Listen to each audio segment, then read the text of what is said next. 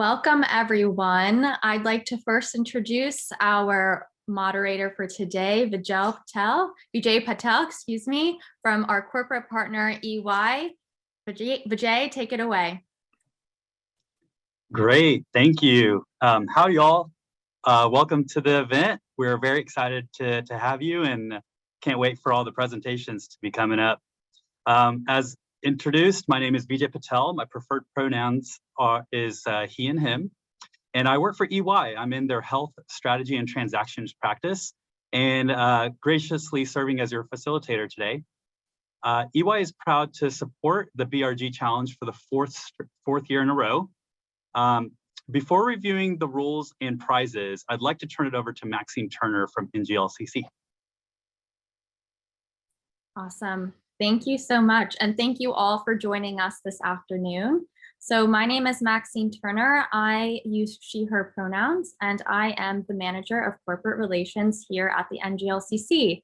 So on behalf of the team, we want to thank our corporate partners at EY for sponsoring this amazing program for the fourth year in a row. We had a number of great applications this year, and today's presenters truly stood out to the committee. So I hope you all are looking forward to today's program just as much as I am. And with that, I will turn it back to you. Great, thanks, Maxine. All right, so let's go over the rules. So rule 1, each presenting company has 10 minutes to pitch. Number 2, only 2 presenters from each participating company.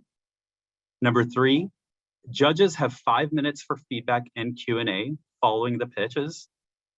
Number 4, playback of videos will not be permitted. Number 5, if you're not speaking, please mute your microphone. Team NGLCC will provide verbal warnings at 1 minute and 30 seconds remaining. At this time, I would like to introduce Sean from NGLCC, who will be helping us keep time.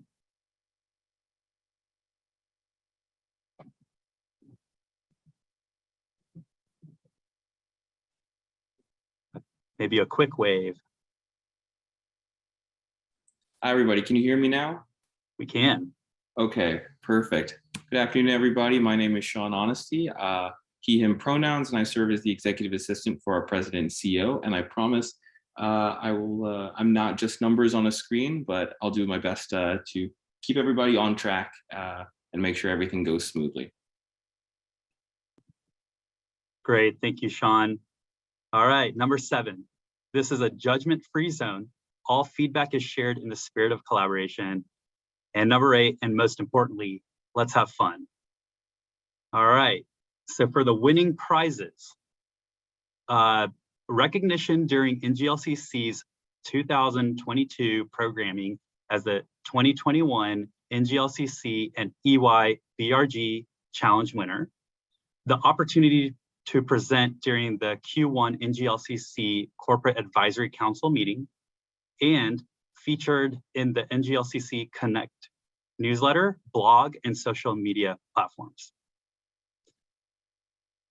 All right, so now for the main event. The participants actually don't know the pitch order, which is going to be Amex first, Capital One, and Merck. Following the pitches, while the judges deliberate, we'll have a fireside chat with our friends at Sony Pictures.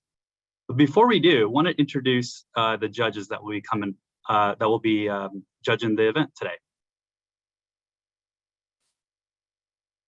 So first we have Jamie Bergeron from EY. We have Sabrina Kent from NGLCC, and we have Paul Shea from Bristol Myers Squibb. All right, and before we begin, if any of the audience have any questions for the participants today, we'd like to ask you to submit your questions in the Q&A box. We have Maxine scoping out those questions that we can later on ask our participants. So are we ready to go? All right, well, let's kick it off with Amex. And like we had mentioned, Sean is going to be keeping time, so we will cut the presentations off at the 10-minute mark.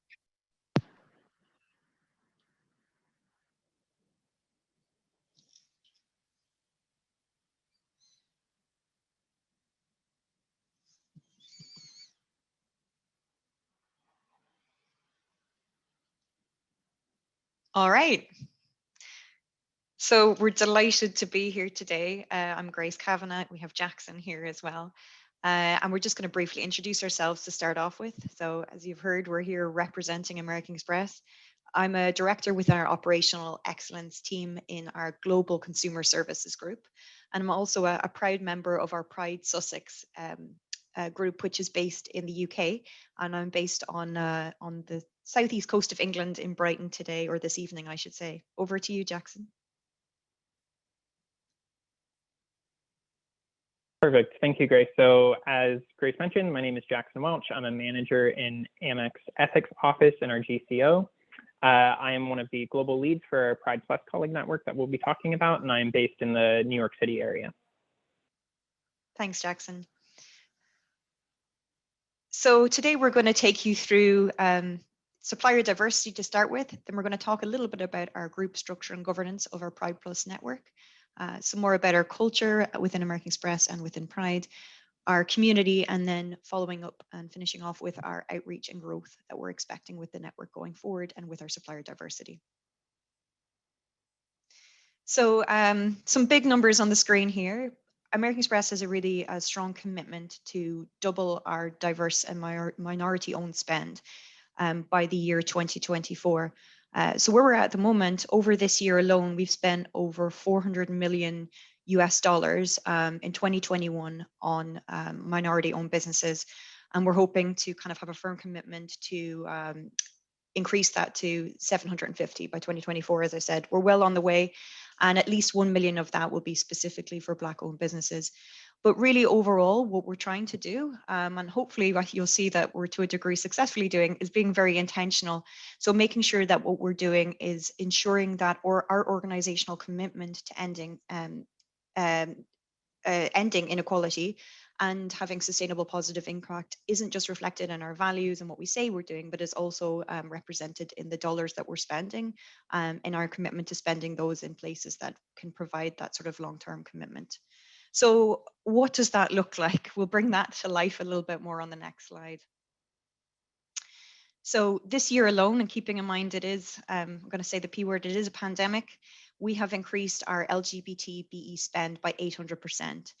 Something we're quite proud of, especially given, of course, that we didn't have as many in-person Pride events as we would have liked to have had. We've also enabled our diverse supplier registration to be facilitated in an easier way. So that allows LGBT BEs to highlight themselves for opportunities within our supplier diversity. We've, of course, had multiple connects with various different LGBTEs across the US in particular, and participated in a number of different supplier diversity fairs, matchmaking events, and opportunities to meet those businesses from minority communities. We've also, of course, participated in the NGLCC Mentor and Protege program, and we've become a proud member of the Greater Fort Lauderdale LGBT Chamber of Commerce. One of the organizations we're working with is the Mix. The Mix is LGBTQ owned, also owned by a woman. So it's a queer woman who leads this business. We've worked very closely with them to actually update our colleague network's brand design to be much more inclusive of what we feel the Pride Network is made of today and what we feel sort of progressive LGBTQ inclusion means. And I've got a lovely slide on the next page that gives you a real flavor of what that looks like.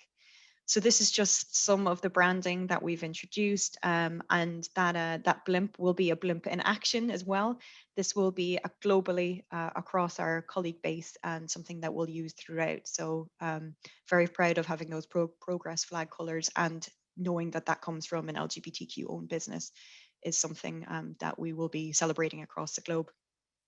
And then just one other example, while I'm hopefully doing okay for time, a little anecdote of something else we're doing in one of our networks here that we work with in the UK, for example, and we do this in various networks across the world, is we're working closely with a local trans activist and artist who is developing brand work for us. So not Amex logos, but things that our colleagues can use day in, day out. We've commissioned them to do art pieces for us. We've actually allowed them and asked for them to retain the copyright of those pieces. So they'll actually be able to own the work that they're producing end to end. They are responsible on working with us to deliver sort of stickers, all sorts of designs, especially sustainable pieces that can be used for our network. And then that funding goes back into supporting a social enterprise, which works with trans people in the community. So we really try and be as sort of full cycle as possible in that diverse spend. And then finally, going on to the next page. So we've deliberately kind of put this in the middle of the deck to tell you a little bit more about us up front and a little bit about where some of our support is coming from. We have two wonderful executive vice presidents, Lorraine Seeger and Tim Enger, who support us on a global level. Very senior leaders. Lorraine Seeger is Chief Legal Officer, reporting into Steve Squeary, our CEO. So we have great sponsorship on that front. And we also have global committee leads and chapters across the world where we're working to improve that spend that we have US focused at the moment, broader across the globe. So over to you, Jackson. Perfect. Thank you very much. So next up, I'm going to be talking a little bit about our culture. So as Grace mentioned, in terms of our investment dollars with diverse businesses, it's really a part of what American Express is and what we call our blue box values. And so these are just three of them as an example. So we embrace diversity, we stand for inclusion, and we support our communities. So just highlighting that this is sort of ingrained at a very basic level at the company. So in practice, what this looks like is in 2021, we had the first ever Pride Month that the enterprise supported. So we've done this from a colleague network before, but now this is integrated into the annual calendar of events for the entire company globally. So that's really exciting. Another big piece that was an aspect of this year, given our virtual events, we had a lot of high profile speakers. You'll see some of those listed there on the left side of the screen.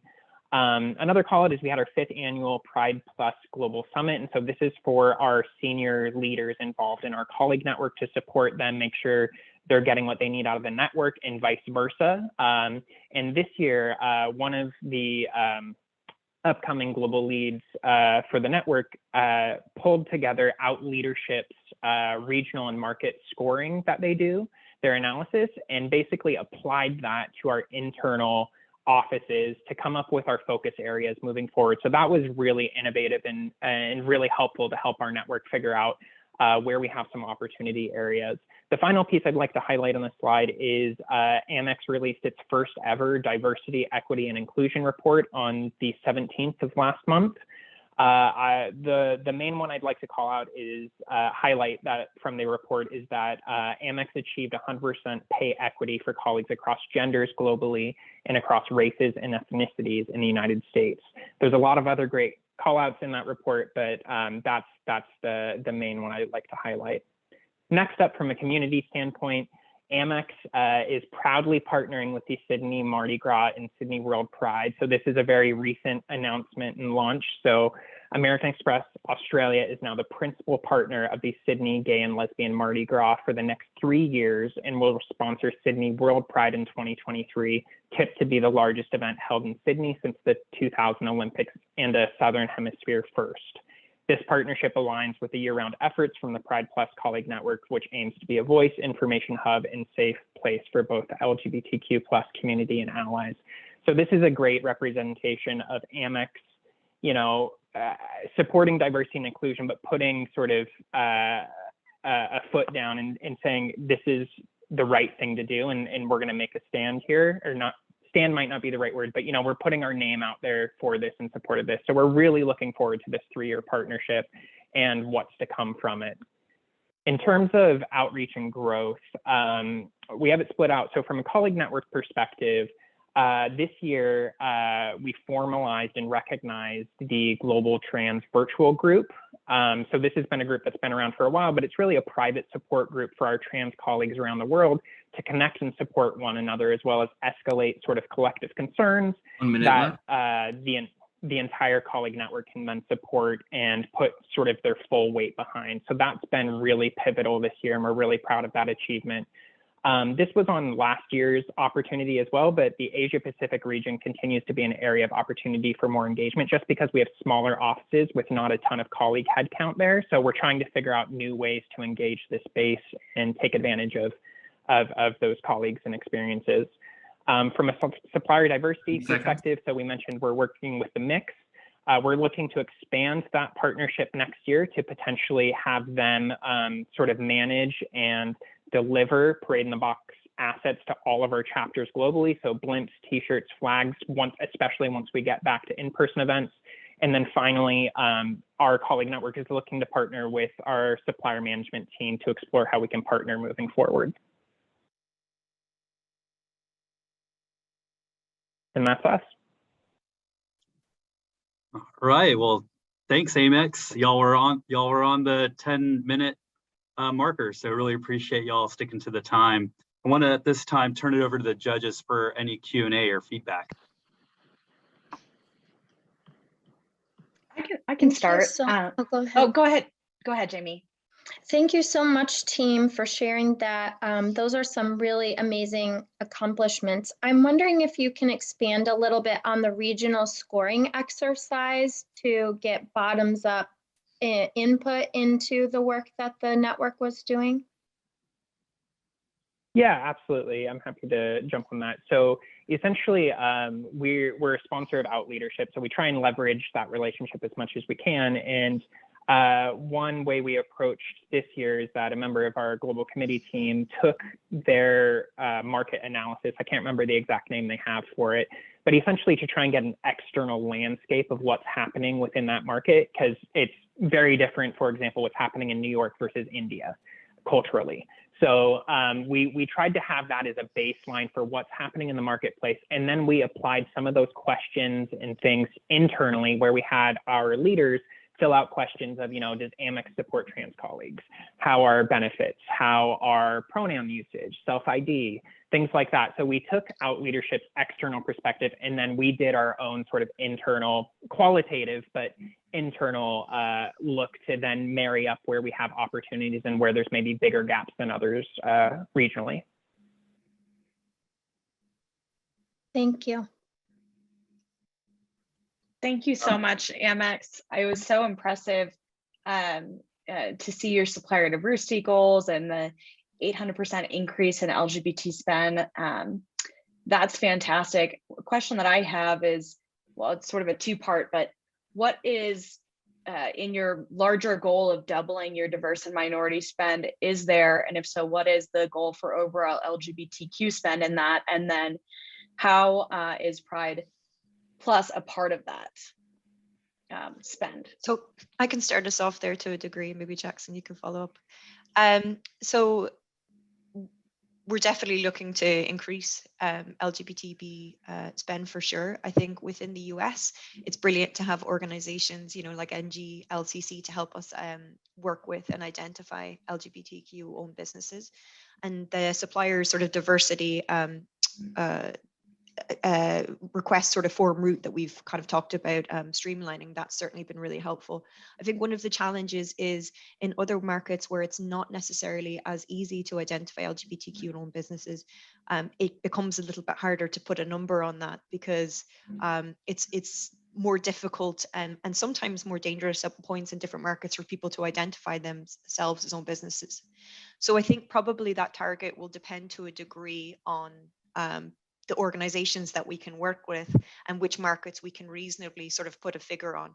And then, as Jackson mentioned, which aspects we need to think from sort of a more qualitative perspective, which markets we can work with from a quantitative perspective. Does that make sense? Yes. Jackson, anything you'd like to add on there? The only thing I would add is that there's definitely an opportunity for the Pride Plus colleague network to partner closer with the global supplier management team. It hasn't, that relationship hasn't existed very well, like day to day, so to speak. Like every now and then we'll come together, but I think that's a big opportunity for the two groups to come together more holistically and partner throughout the year. So more to come on that, hopefully in future years. And it's probably worth saying that oftentimes social enterprises globally can be quite a good opportunity for spend, especially when, we can work with them because they tend to be sometimes more visible in other markets as opposed to LGBTBs that are sort of just for profit driven. Definitely not a bad thing, but it becomes a little bit harder to identify those in some markets. Awesome. Thank you. Hi, Grace. Hi, Jackson. Congratulations on a great presentation. I'll just start by saying I love proudly backing all of you. That's such a wonderfully simple phrase that's so powerful on, at least two dimensions. All of you as an individual, all of you out there, congratulations on a great rebranding. I just wanted to ask, with respect to supplier diversity, have you thought about it all? I know Amex does a lot of travel business, and I believe there are plenty of LGBTBEs in the travel industry. So I'm wondering if you've had a chance to think about that as a target market, for future goals. And I was also wondering if you have time to answer. Congratulations on the first D&I public report. Our company also just published one for the first time this year. And I'm wondering how you feel about the LGBTQ representation in that. So I can start on the first piece. So in relation to our travel business, I completely agree. I think there's so much we can do in that space. Our colleague network itself hasn't partnered with TLS, our travel lifestyle services business, very much so far. But I do know they just garnered a big partnership with a LGBTQ related business or organization. So I think there's a lot more to come soon. They were just reaching out for all the refreshed brand assets. So I think there's a lot to come in that space in the near future. So I'm excited to see that. And then in relation to D&I, I'll share my quick thoughts, and then Grace, feel free to jump in. Sure. But I'm really excited. I always feel like there's more we can do in this space. It's never enough, no matter how much time and effort you put into it. But I find it really, really grounding to finally have some baseline numbers, at least, that we can work from and sort of and benchmark ourselves. So I'm really excited that Amex has finally put together and publicly sort of transparent, put those numbers out there. If this is where we're at, this is what we're working on. And so now we can just sort of see where we trend moving, hopefully better into the future. Yeah, just to add on to what Jackson said as well. One of our benefits of our global committee is we have lots of representatives from different sides of the business. And we do have a member of our travel and lifestyle services there. I'm trying to avoid the acronyms. Who's definitely someone who's been keen to get more involved in that space. I myself work in our consumer services, and Jackson is in our global council group. So being from different parts of the business definitely helps, I think, sometimes. And then beyond that, completely agree with what Jackson's saying. Especially, I think it's showing the real benefit of self-ID. And now I think that we're able to sort of show what those stats look like. Hopefully it will encourage more people to comfortably self-ID, come to kind of be comfortable with self-ID, and then hopefully we'll have more and more evidence of growth going forward from that. Thank you. Thanks so much, Amex. Back to you, Vijay. All right, thank you. Thanks, judges. All right, next up, we're going to have Capital One present. So just a reminder, 10 minutes. Sean will give us a 1-minute warning, and then we'll turn it over to the judges to do questions as well. All right, thank you so much. I'm going to go ahead and share our screen.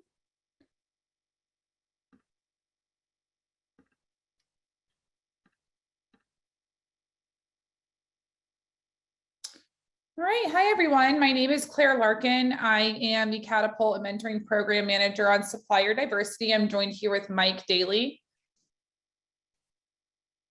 Hey Claire, thank you. So my name is Mike Daly. Actually, my day job here at Capital One is National Investor Real Estate Lender, supporting our small business bank team. And then I call it my gay job, is the national co-lead of our Capital One LGBTQ plus business resource group. So I'd like to first share a bit about our business resource group structure and governance, and then I'll turn it over to Claire Larkin, who's obviously with our supplier diversity team, and she will highlight how we effectively engage with them and our marketplace collaboration with our supplier diversity team. So first, the mission of Capital One's LGBTQ plus business resource group out front is to create an inclusive environment that nurtures the professional and personal growth of LGBTQ associates and allies at Capital One. We strive for this by fostering open channels of communication with leaders and allies across Capital One, and by raising awareness and visibility of LGBTQ plus associates across Capital One and our communities. And I underscore communities because really the BRG serves as a conduit for our associates to effectively engage in their communities. Claire, if you want to move to the next slide. So Outfront currently has 17 chapters that include Canada, the UK, and Philippines, with 12 of those chapters based here in the United States. Many of our members are allies of our LGBTQ community and or have close family that identifies LGBTQ+. And what we're seeing more so now as well is we have a lot of parents of trans youth or youth that are coming out that we recognize our BRG really does provide that additional resource. And of course, the BRG helps raise awareness of different cultures, and it fosters our core objective of diversity, inclusion, and belonging, where every associate can feel that they can bring their whole selves to work. And this is really key because this serves as the basis for the work that what we do internally, we obviously will foster that externally in our communities. Next slide. So our mission is really to foster that culture of belonging, where the journey for creating a diverse culture cultivates inclusion and creates a sense of belonging for all of our associates. And we want to elevate, our vision is to elevate our diverse talent, where Capital One is viewed as a destination employer for members of the LGBTQ community and allies at all levels. So we want to develop those leaders, tomorrow's leaders, where associates and allies at Capital One are achieving growth, development, and career growth and achieving their goals. And we want them to engage above and beyond by creating a strong sense of belonging that all associates are included, valued, and engaged. And that vision forms the foundation of our associates being empowered to engage in their local communities to foster the same core objectives that we support internally. Outfront enables associates to really show up for the LGBTQ community in meaningful ways. Next slide. We make direct investments in Out and Equal Workplace Advocacy organizations. And we also have the, sorry, Claire. Sorry, Mike. I think I got mixed up on the slides. No worries, no worries. You say here. There we go. So yeah, we obviously invest in Out and Equal Workplace Advocacy, which we leverage to educate our associates, and then obviously the National Transgender for Equality. We leverage that organization as well to share education for our associates so they can take that information and bring it back to their communities. We foster volunteer work and educational opportunities. And then of course, we support the LGBTQ owned businesses through raising awareness of our Supplier Diversity team, raising awareness of regional affiliate chambers of the NGLCC. I myself am actively engaged in the Gulf South LGBT chamber, where I learned of those affiliates through the work I do with the BRG. And also we're actively engaged with the Philly LGBT chamber, along with the Richmond, Central Virginia LGBT Chamber of Commerce as well. So with that, I am going to turn it over to Claire, who will go into more detail about our Supplier Diversity and Market collaboration. Thank you, Mike. Hi, everyone. So I'm going to talk to you a little bit more about the Supplier Diversity Program and how we work with the Outfront BRG at Capital One. So the commitment to D&I is really ingrained in our DNA here at Capital One, and that reverberates through the Supplier Diversity Program. So with sourcing, we utilize LGBTQ suppliers whenever possible. We do this through working with NGLCC on their engagement center. We also participate in matchmaking whenever possible at the conferences and in virtual events as well. I think we were top user for the engagement center this year, which we wear with pride. And then developing LGBTQ suppliers. So we have LGBTQ identifying business owners who participate in our development programs, which I'll go into in detail in a little bit. And that just helps them better compete in the market and grow LGBTQ businesses with their revenues, and also so that they can hire as well. In internal engagement, like Mike said, it's very important to create a culture where all feel welcome, included, like they belong, where people can feel like they can bring them whole selves to work. And so that is something very important that we want all of our LGBTQ associates to feel safe doing in our environment. So we've partnered with Outfront on quite a few initiatives that we're really proud of. One of them being that Brand Pride runs our Outfront company store. So we have a Pride company store, and all of the merchandise order fulfillment is done through LGBTQ supplier Brand Pride. We also have worked with Outfront and our Origins BRG, which is our Asian BRG, to put on a speaking engagement with Skylar Baylar, who is the first out NCAA trans athlete. So we really amplify LGBTQ voices whenever possible. And also we have had Bernice Armour Fly Girl come to speak at Capital One as well. In the past, we have, I think for at least 3 years now, been sponsoring the LGBTQ Veteran Business Entrepreneur of the Year Award. When we were able to go into conferences, we would have had a big reception with members of our BRG in attendance, as well as the Capital One Supplier Diversity team. We really attend all of these events with members of the BRG as well as members of Supplier Diversity. So through that is where we've made a lot of these connections with finding LGBTQ suppliers for the BRG and any opportunities really where we can work together and utilize them as suppliers, and then also amplify LGBTQ voices within our business. So this is a little bit more about our development programs. So we frequently recruit mentors, advisors, volunteers to participate in these development programs. And anytime we are looking for associate volunteers, we reach out to the BRGs, Outfront being one of them, where we get associates to volunteer either as mentors, advisors, subject matter experts to meet one-on-one with diverse business owners. So Catapult is one that we work with NGLCC directly on to find LGBTQ businesses to participate. But each program has had LGBTQ enterprises participate as well.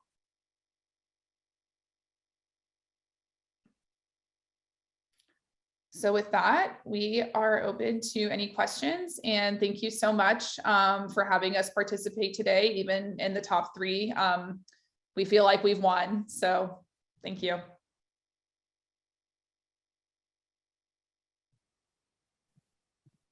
All right, open to the judges.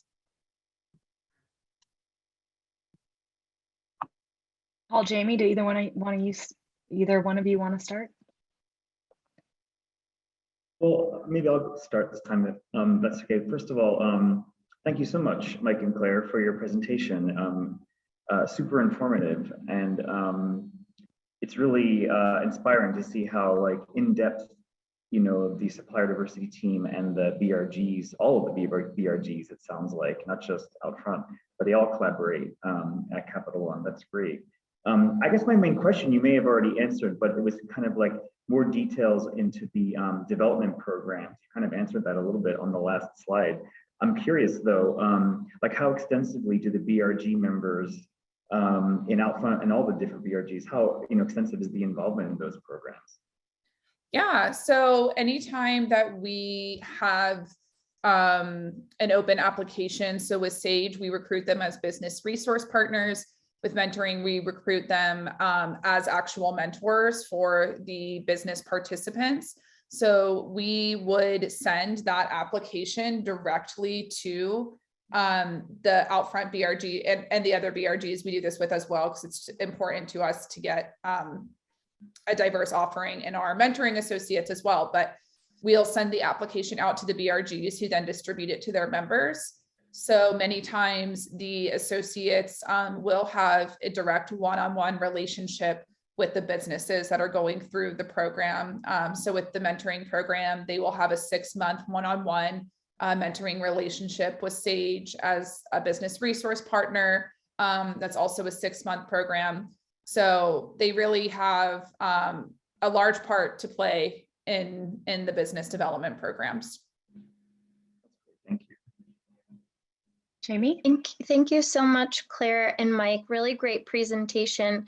I'm curious to know a little bit more about the involvement with the local chambers. I heard you mention that you have chapters of Outfront that are involved locally. Could you share a little bit more about what that community involvement looks like? Claire, I'm happy to answer that question. It's actually through the work with Outfront directly that I even learned of NGLCC and our affiliate chambers, because of the Supplier Diversity team actually doing national training. They're invited to our calls and we're able to highlight and recognize.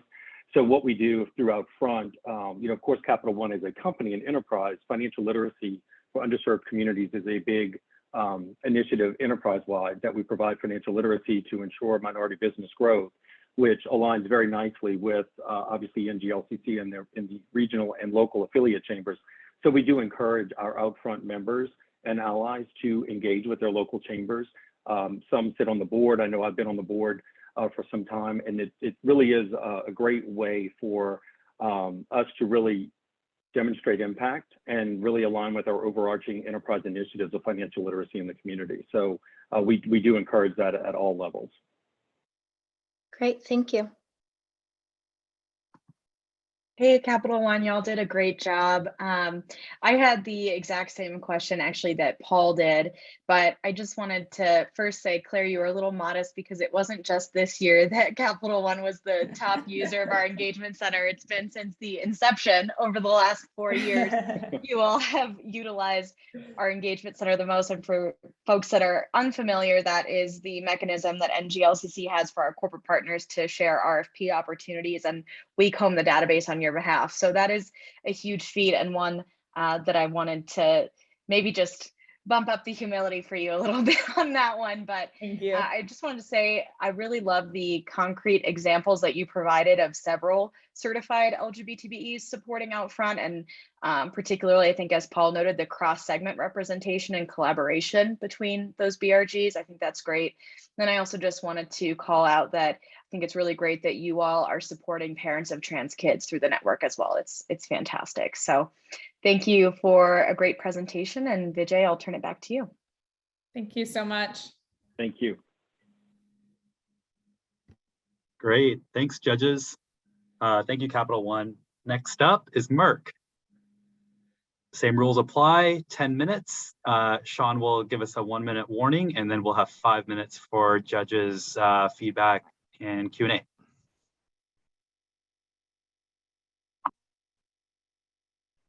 Awesome, thank you. I'll go ahead and share now.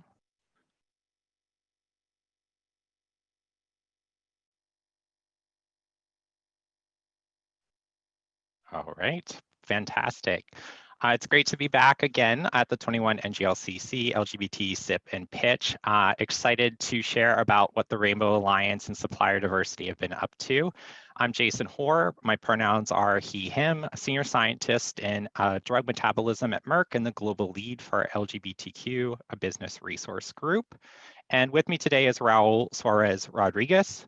Also pronouns he, him. He is the director of the Global Economic Inclusion and Supplier Diversity at our company. Merck is a global biopharmaceutical company. We've been inventing to solve some of the greatest challenges to people's health and well-being around the world for more than a century.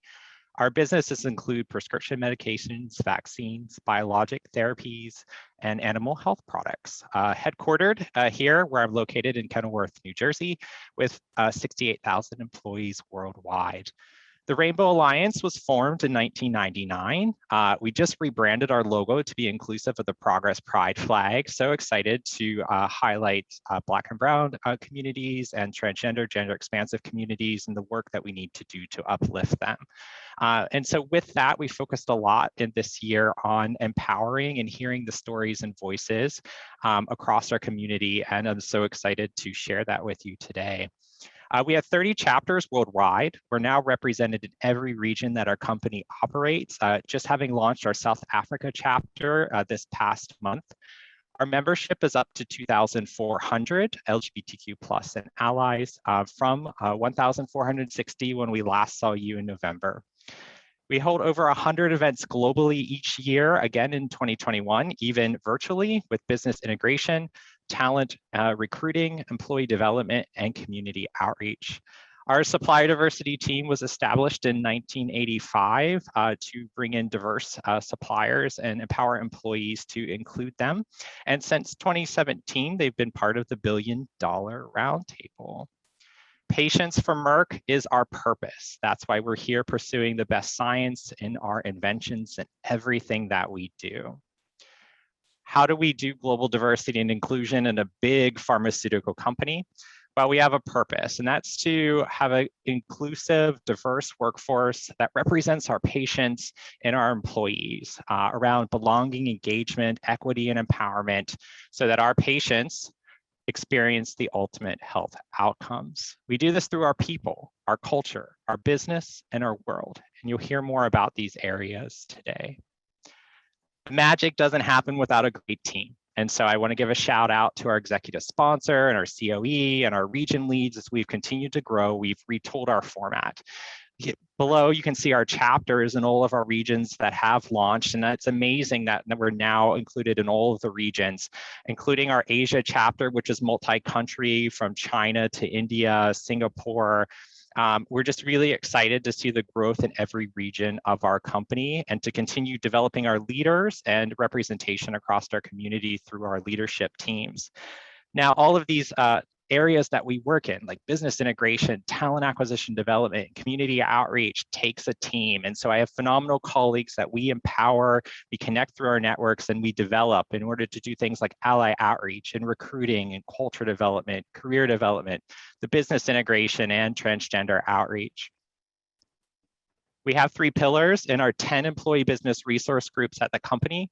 That includes business integration, where we are tasked with working with a business leader on a project, key initiative, or priority. And for me personally, it's important every year that we work with HIV and AIDS walks, and for our Pride Month celebrations that we're in communication and collaboration with our global comms and our branding. We have again this year a global Pride logo for Merck as a company. This is only the 2nd year in a row that we've had this, and it's from the partnership with the BRG. We also work with talent acquisition and development and for recruiting and community outreach and social responsibility doing those volunteer hours. And so I'll highlight a couple of those. Across our network, we've had speakers from Sanisha Winter, who's out as bi, located in the UK, to authors, to drag queens, to those that identify as transgender, including in the Czech Republic, Argentina. We've been able to celebrate marriage equality with stories from Aditya and Amit Shah getting married in a Hindu temple, to a Pride and Diversity partnership in Australia. We've heard from non-binary yoga instructors and been able to talk to parents of LGBTQ organizations in Switzerland. Our entire network has activated. I give a shout out to Agio Brand Solutions. We've gone beyond just our shirts. We've gone through pride flags throughout our network, and Agio was our supporter in this initiative. And a shout out to NGLCC. We've met Zaylor Stout, Dr. Yacovelli, and Ashley Brundage at your events. And we've been able to bring them internally, get books donated, work with Steve Yacovelli on having 2 cohorts, over 30 colleagues, and Ashley speak at a recent event that Raul hosted. We've only worked with 2 supplier diversity groups so far, NJ Chamber and Independence Business Alliance. We'll actually be hosting a conference with the NJ Chamber next year, and we look forward to growing our network with all of those chapters that you learned about today. And across our network, we support a variety of organizations, whether it's Out and Equal or PFLAG, down to community organizations like AIDS Walk, Pride Run. And we're just so excited to be able to network and support the community and share LGBTQ stories. And we're doing more around LGBTQ health equity, from Daniel O Foundation for HIV to Jessica Hullum next year, and Matt speaking about COVID in our first quarter, and starting conversations with the LGBTQ Cancer Network. We have lots of recognitions and awards, and so we're really grateful to be here today. And I pass to Raul to talk about supplier diversity. Well, thank you, Jason. Again, I'm Raul Suarez Rodriguez. My pronouns are him, and I'm happy to be here with you today. To talk a little bit about supplier diversity. So economic inclusion and supplier diversity is at the core of how we do business here at Merck. And like Jason said, we're doing this for more than 35 years. This year, we're celebrating our 36th anniversary. As you can see here is our progression this year. As of September of this year, we're almost to reach our goal of $2 billion in spend across all our divisions here at Merck, because supplier diversity is part of the executive committee scorecard. In addition to that, we're tracking the impact that we're driving through the inclusion of diverse suppliers. And as you can see here, we're leading to $3.4 billion in economic impact, 22,000 jobs being created by those suppliers, and those are driving $988 million in the earnings on the jobs being created. Another thing that we track is how many number of contracts have been awarded to diverse suppliers, and what is that multi-year spend, and what are the savings. There's a myth saying that diverse suppliers are expensive. We're trying to prove that otherwise. So I just want to bring that up to everybody's attention here. And then we work with a number of advocacy organizations, and I would say that here on the LGBT, NGLCC is our main advocacy group, but also want to highlight key suppliers that are helping us. Think Socio, Proximo, H Factory, and many others. So if you want to move to the next slide.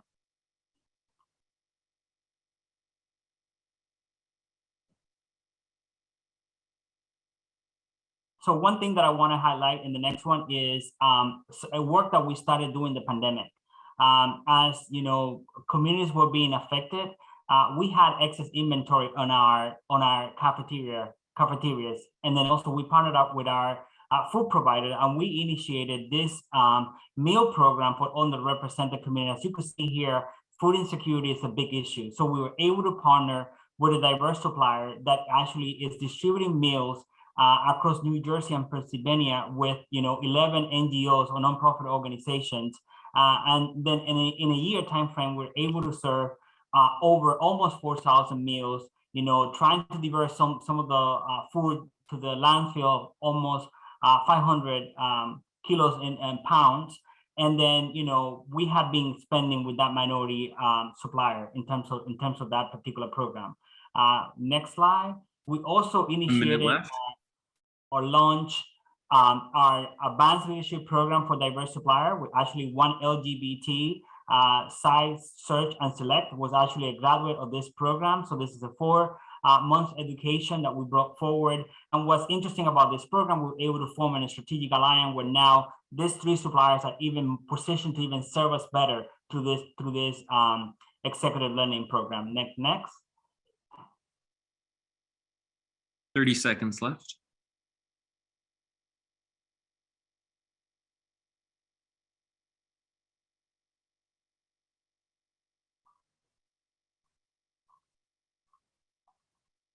It's the virtual expo slide. Yeah, and then as Jason said, we hosted a virtual business lab. This is where Ashley was the keynote speaker on her new book, and this is the amount of people that we were able to drive to that event. This was an opportunity for suppliers to really get educated on how we do business as a company, and also for them to connect among themselves. And we thank you for your time. All right, right on the hair. Thank you, Merck. All right, well, let's switch it over to the judges now for 5 minutes for Q&A or feedback. Sure, I'll jump in. Thank you so much, Merck. Fabulous presentation. The main question that I have, I loved the sort of broad understanding of everything the EBRG is doing. Could you share a little bit about specifically what you're doing as it relates to LGBTQ employee development outside of some of the events and speakers that you've had come to speak to the EBRG? Yeah, so I think one of the exciting ones is Pride Leadership, enrolling our second cohort, so that's 30 colleagues into the Pride Leadership Lines Development Program, which is 8 modules. Dr. Iacovelli is out as gay, and I think that's fantastic.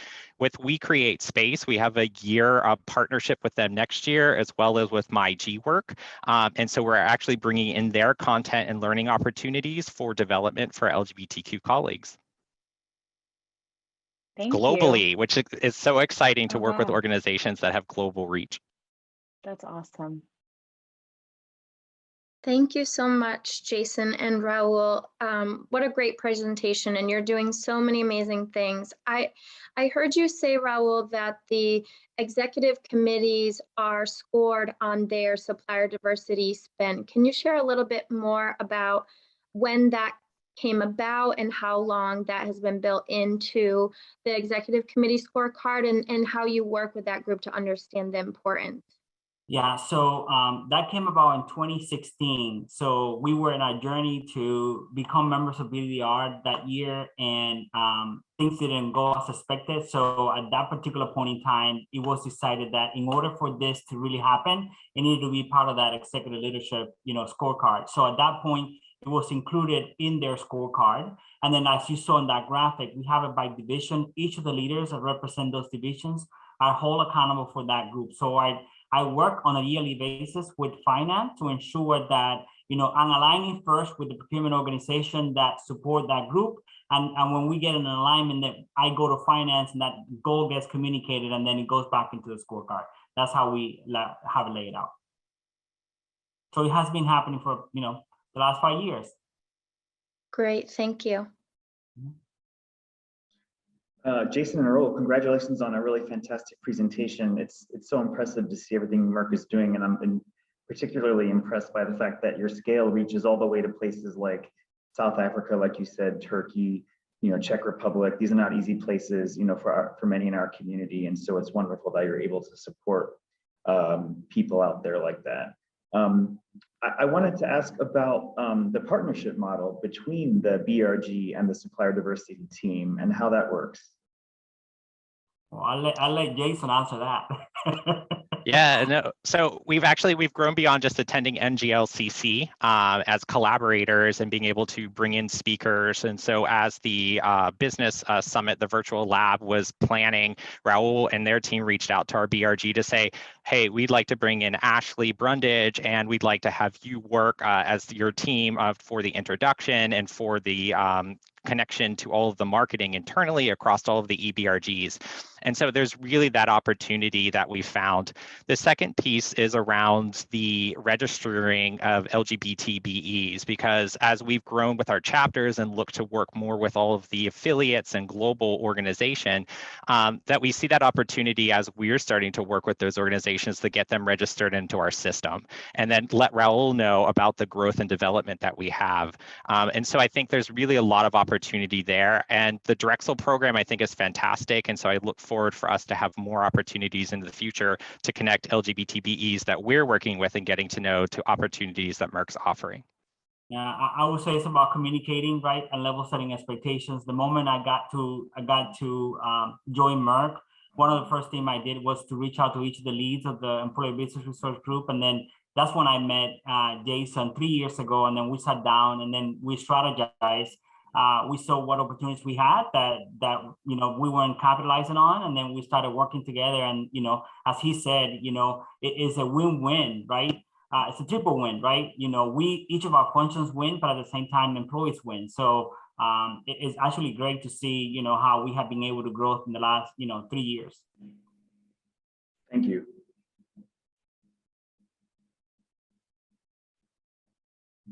Okay, Vijay, I think it's back to you.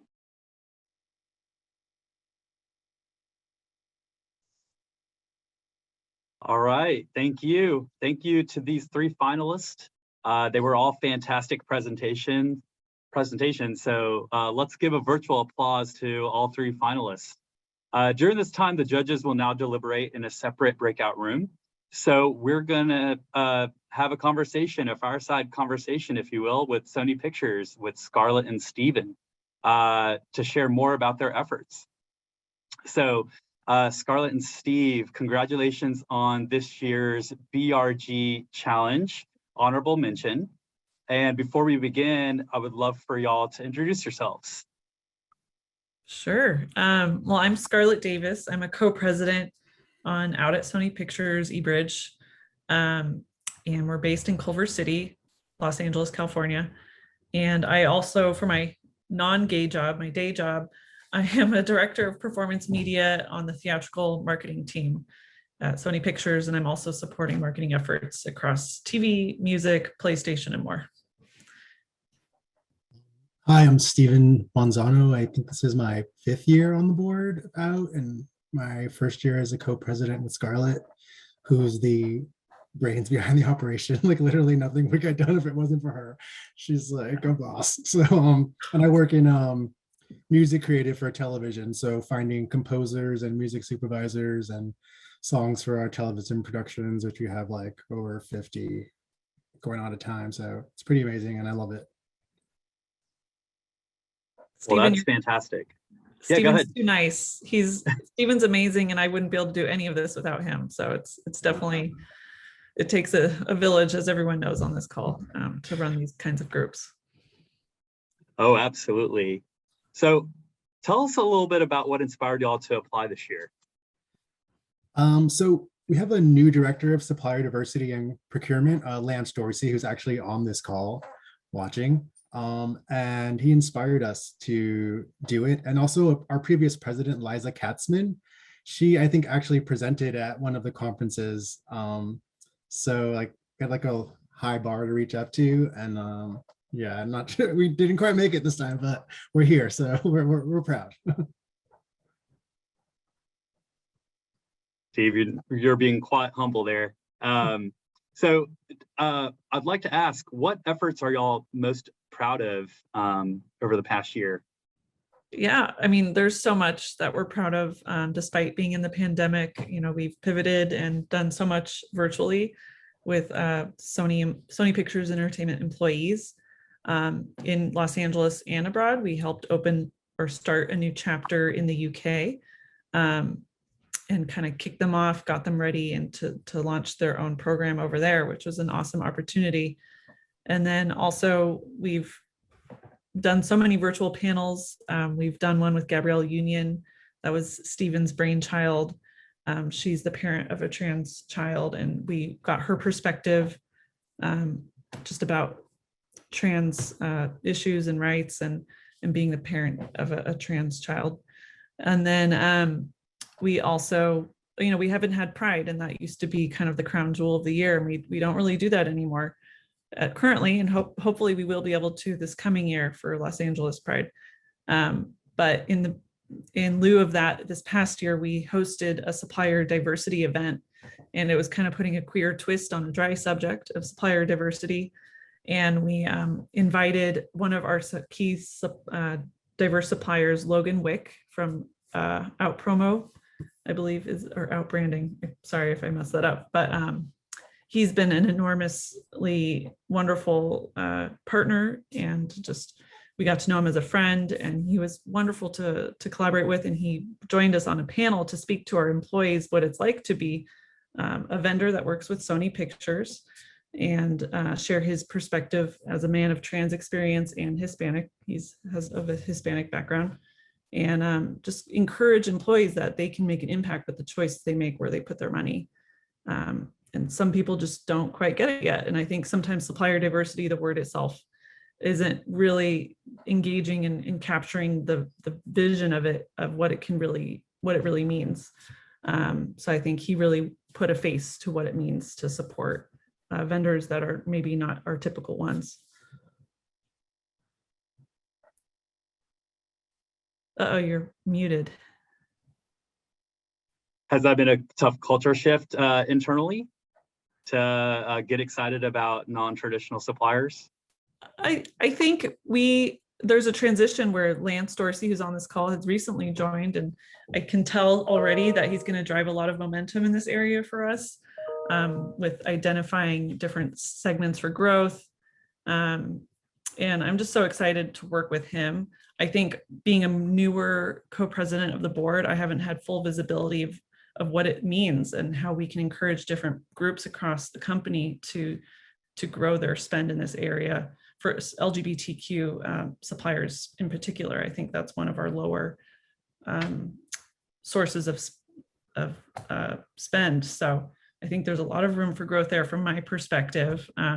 He might have more to say on the subject, but you know, just like someone else said on one of these presentations, there's just always more work we can do. Yeah, and like we were saying about, someone else said about Pride, like most of our spend like annually would be on like merch and stuff like around a movie or TV project for Pride. And since we haven't been doing that and we're not allowed to do any in-person events, like this money is just like sitting there, I guess. So our spend has gone down, but we want to spend, but we haven't been able to.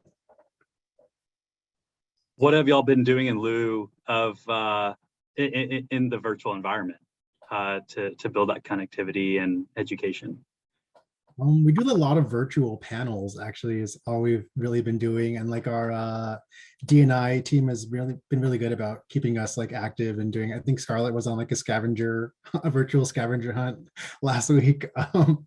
So they're trying to keep us busy, but I mean, I feel like everyone's like at Zoom fatigue right now. Like if it's not like you have to do it, like I don't know, no one really wants to get on another call. So we're trying, and I think we have like a tentative date to go back in January, like the end of January of next year. So hopefully we can start doing smaller type events then. But I think everyone's just like really anxious to see other people in real life. Yeah. Yeah. Another thing we did was Wendy and Lisa was an exciting music event that Stephen was an introductory speaker on that was company wide, and they're key Sony music artists that a lot of people maybe from who are fans of them in the 80s and of Prince might recognize Wendy and Lisa. So I don't know, there's just cool opportunities when you're at a company like Sony with entertainment properties and that affect everyone across music, TV, film. There's so many areas that we can reach people through the talent that Sony works with and the content that's being put out there. So I think sometimes our group is challenged with, we know that supplier diversity is important, but there's also other ways to make impact that are not as measurable. And by encouraging that Sony helps mentor up and coming crew and writers and other kinds of talent to represent in our culture content, culture creating content.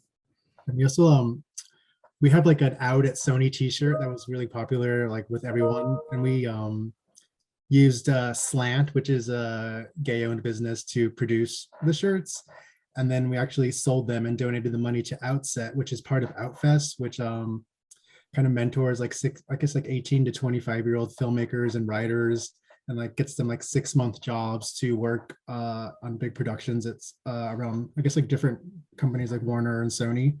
So we donated that money to Outset. So we try to do like things like that. That's very interesting. So just circling back to supplier diversity relationships, what can kind of help strengthen those relationships in your experience? I think being on a call like this is going to help us, like just seeing everyone's presentations are like insane and crazy. I'm like, where does all this money come from? Like I look at our spend and it's just like, I think of Sony as like a huge global corporation, but Sony Pictures Entertainment is like just a small fraction of like what Sony like has globally. So I think a big thing for us is working with our partner EBRGs across their different business units to make sure that they're spending money too, because we're kind of involved, but everyone does their own events and we partner on a lot of them. But I think it would be great if we can do like I guess like quarterly call with them to see like what they're spending on and see if we can get them spending on things we're spending on, our vendors we're working with, diverse vendors. Yeah, I think that's a big thing for us. This has been really inspiring seeing all these presentations. Like I don't feel bad about coming in with an honorable mention after seeing all this. So it's like definitely feel a lot better. Yes, we have our work cut out for us.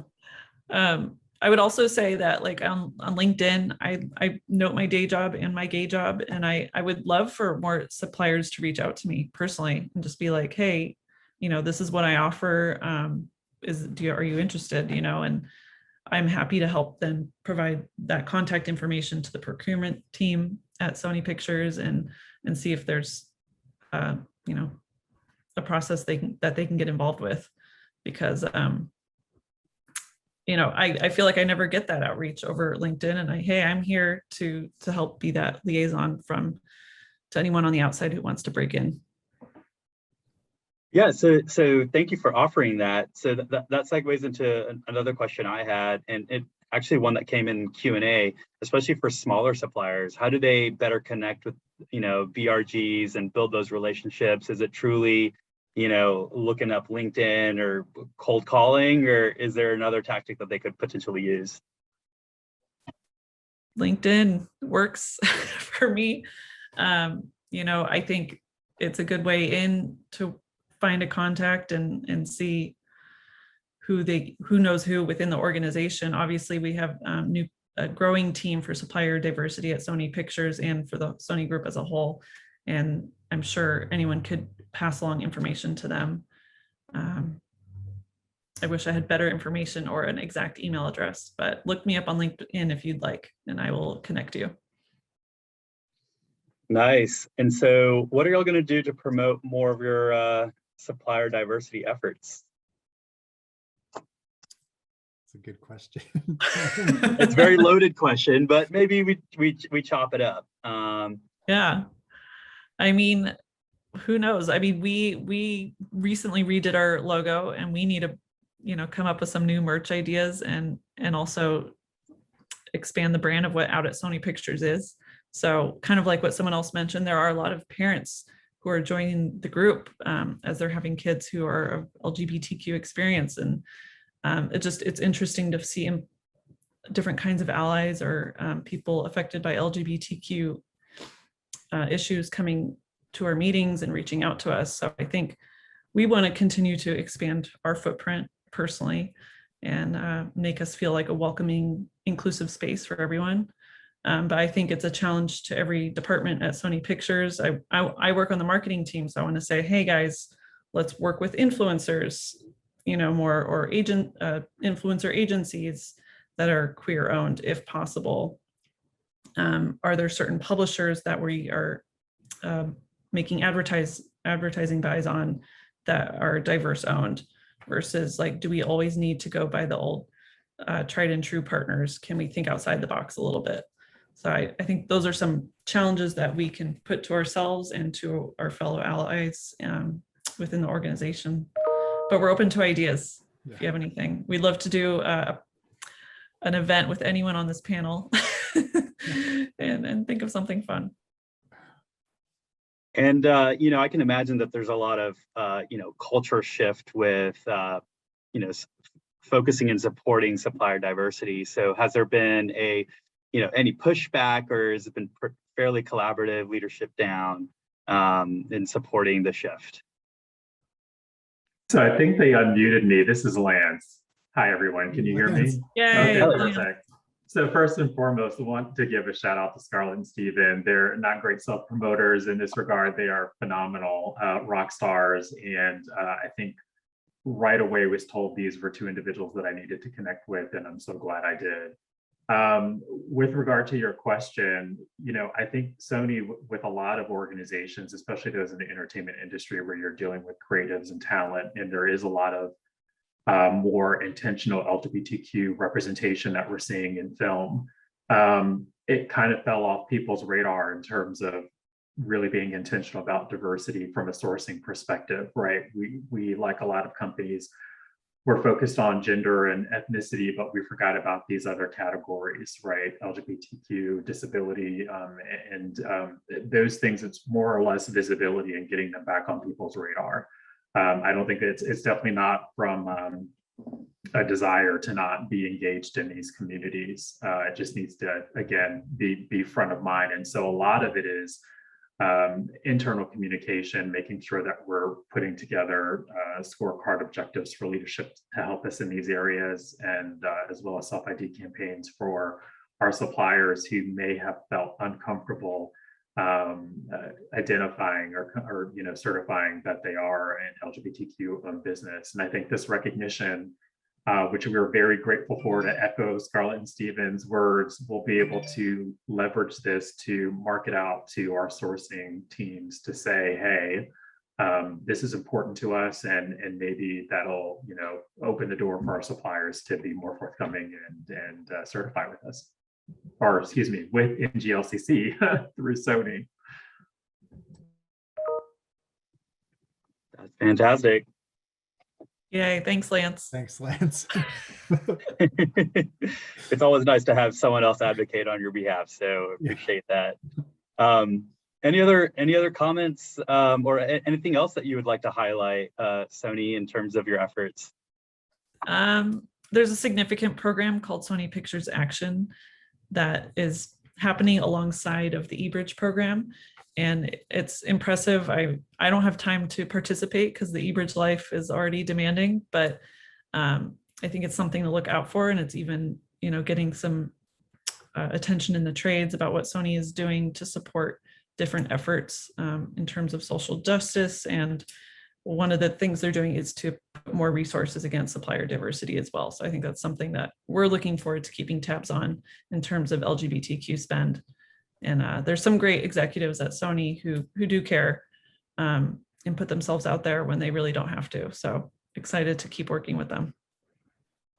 And then I guess like not really supplier related, but just like making sure Sony has more diverse stories with like out actors instead of like, it'd be nice to have like actual content. We don't have to just like slap a rainbow sticker on for Pride and then take it off like there's Men in Black 3 and just make a rainbow logo or something. But like no, I mean, I guess Tessa Thompson is bisexual, so that was good and she's amazing. But yeah, we're just trying to get more diverse stories out there and working with the actors cast. So yeah. That's impressive. Let me check in with the judges, see how they're doing. Just give me a few seconds here.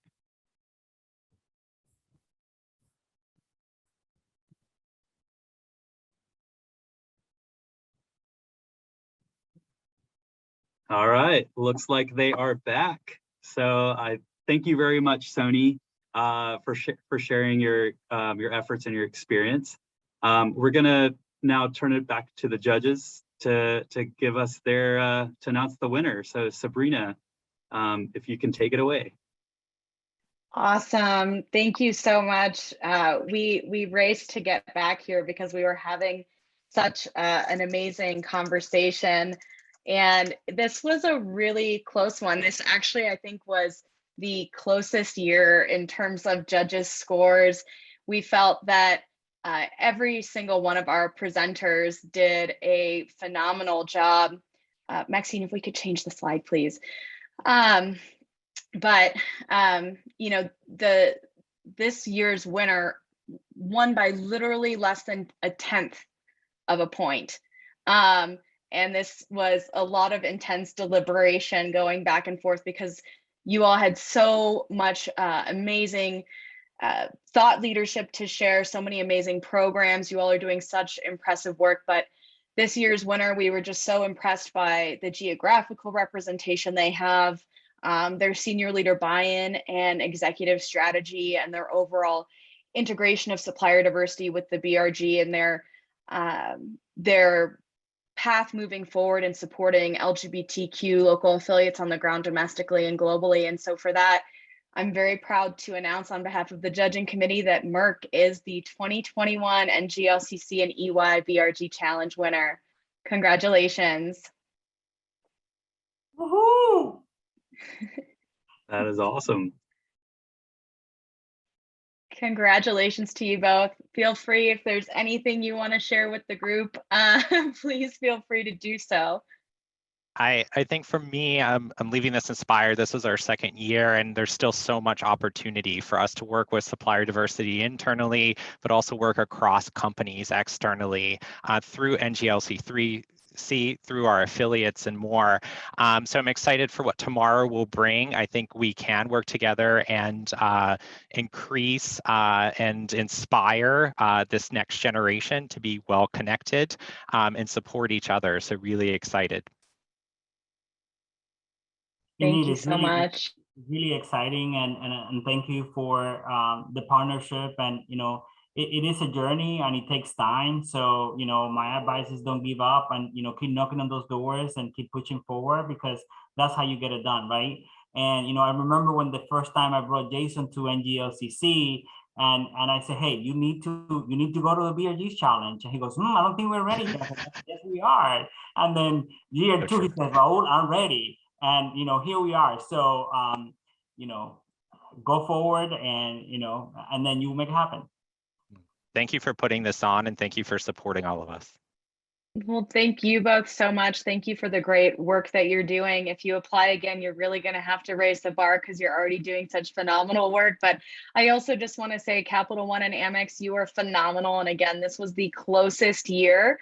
We had a lot to deliberate as judges. I think Chris Crespo said earlier in the chat that they were feeling really lucky to not have to be on the judging committee this year. And so I can definitely say that it was really tough for us as judges, but congratulations to Merck and Vijay. I want to say thank you to you and EY, and I'll turn it back over to you. Well, thank you for the opportunity. It's been awesome. So in the last few minutes, we wanted to solicit any questions from the audience. You can use the chat or Q&A feature, and we can ask those questions to Merck, and then we'll close it out here. I have a question for all of our presenters today. Feel free, any of you, to chime in, but what do you see? There are a lot of aspiring BRG Challenge winners here on the line, and I would just love to know what you see as maybe some of the biggest obstacles or even areas for opportunity as people think about how they can best integrate their supplier diversity efforts with the work and engagement of their BRG.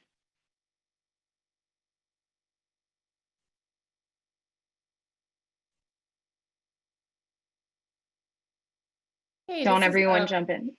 Go ahead. Capital One, I'm happy to take that.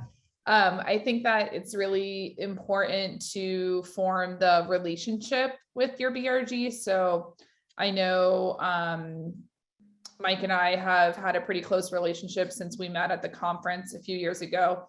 So I think just finding out who the leads are and then working with them on how you can continue to partner together.